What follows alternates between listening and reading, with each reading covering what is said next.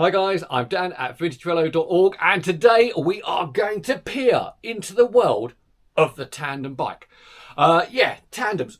I'll be honest, I know very little about tandems. I had to do quite a bit of research, but I do think they are very cool. And the reason for having one, well, actually two, I'll come on to that in a moment, is that earlier this year we did the Anjou Velo Vintage Festival in Sommer in France around June. And it was a really, really great festival, more party than bike riding, but there were an awful lot of tandems. And I kind of got a hankering for one. Took me a bit of a while to convince Mrs. Vintage Velo that we needed one in the stable, but now we have this one. Very quickly, the reason why I have two is good old eBay. This was the one I really wanted, but it was miles away up north, Scotland. So I did actually buy an identical blue Peageot that was a lot nearer. And then for various reasons, the buyer that I bought it from, the blue one, changed their mind and said they sold it privately and were going to refund the money and blah, blah, blah, and then they didn't. And so I ended up going and getting the blue bike, and then I got this one. So I've ended up with two. But that's no problem because there's a couple of parts I have to swap over for my own personal taste and riding feel. First things first, if you are looking at picking up a vintage tandem, there are a lot of them around. A quick flick on any eBay or anything like that, you're going to find loads of them. It would look like the 70s and 80s were definitely a boom era for tandems. But a lot of them are a bit of a hodgepodge of brazed long bits of tube. And they, I spoke with a few guys on forums and stuff. The Schwinns look great, but they're a bit, don't ride as good as they sometimes look. But the general opinion was the Peageot made really, really good tandems. And upon looking at them, I was like, yeah, I kind of like them. So I had my heart set on them, and this is what we have.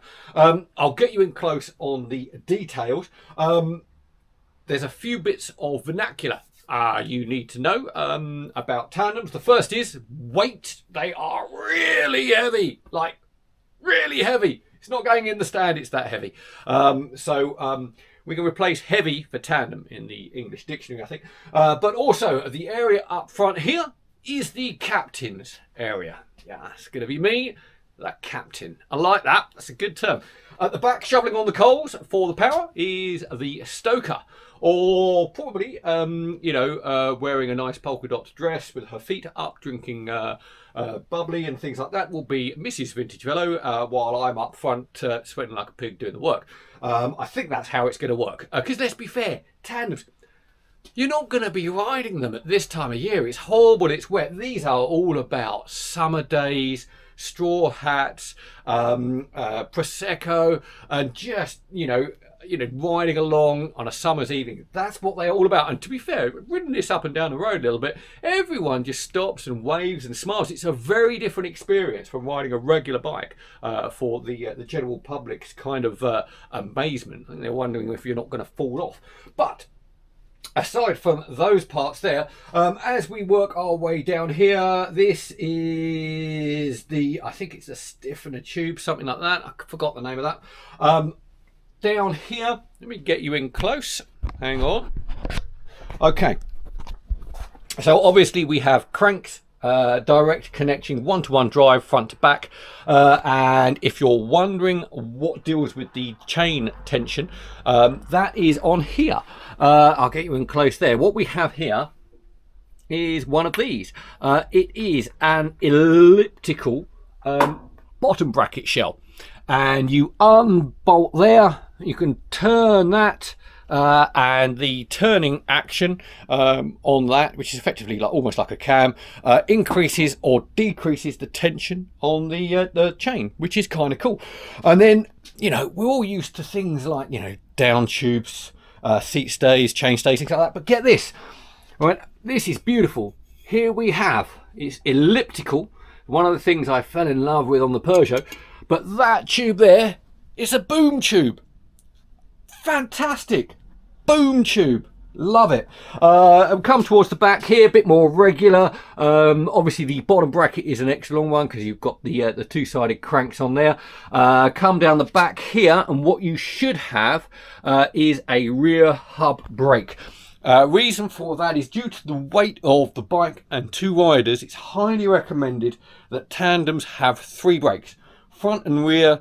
These are cantilever, but front and rear rims. But on the back, you should have a hub brake, also often referred to as a drag brake, which is just to give you a lot more additional pulling power when you come to try and stop this hefty beast. Also on here, I have a couple of very, very cool saddles, which I like a lot. These are not for me. They look really, really cool. I mean, there's no doubt it's a great setup.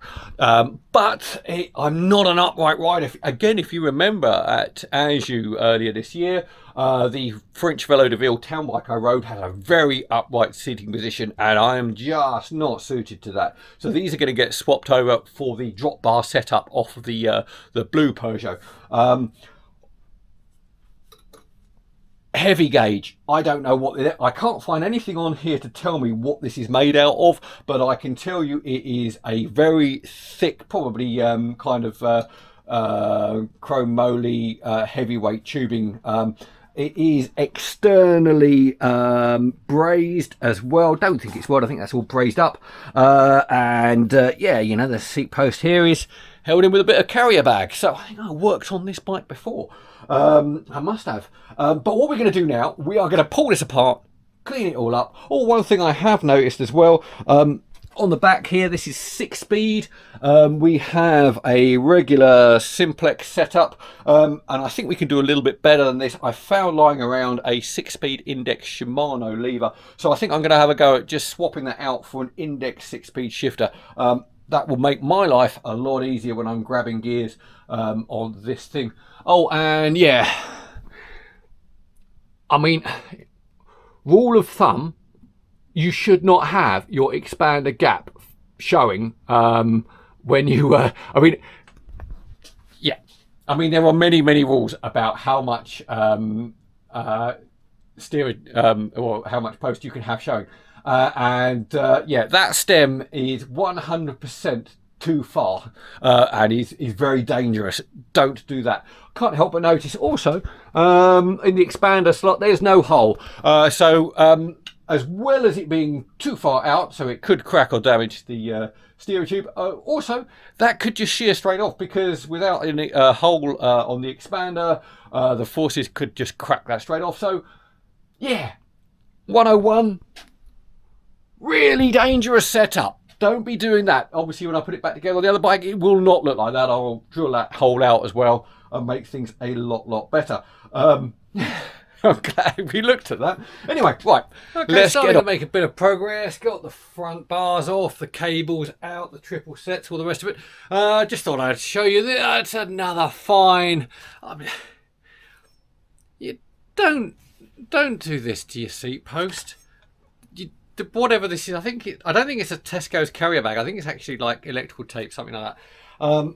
Weirdly, it's the right size seat post. They're both 26.2s, I think, something like that. What does that say? No, 25.4. So they're pretty small. So it's a very hefty gauge.